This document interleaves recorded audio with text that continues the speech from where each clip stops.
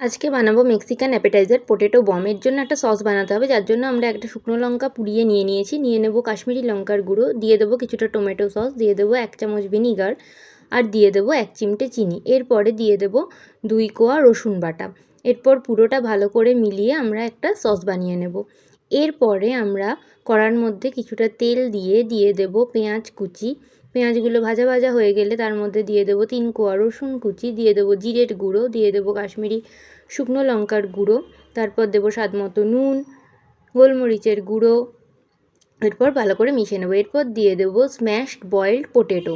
তারপর ভালো করে কষিয়ে নিয়ে আমাদের বানানো সসটা দিয়ে ভালো করে আলুটাকে সসের মধ্যে মিলিয়ে নেব।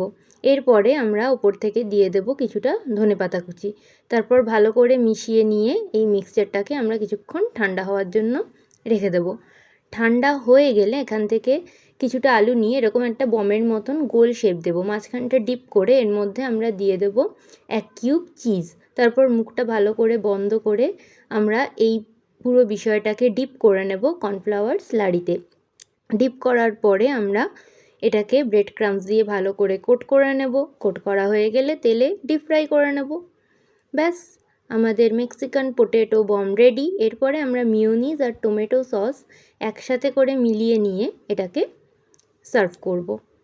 আজকের রেসিপিটা কেমন লাগলো কমেন্টে অবশ্যই জানাবেন। এরকম আরও রেসিপি পেতে ফলো করবেন। Bye bye.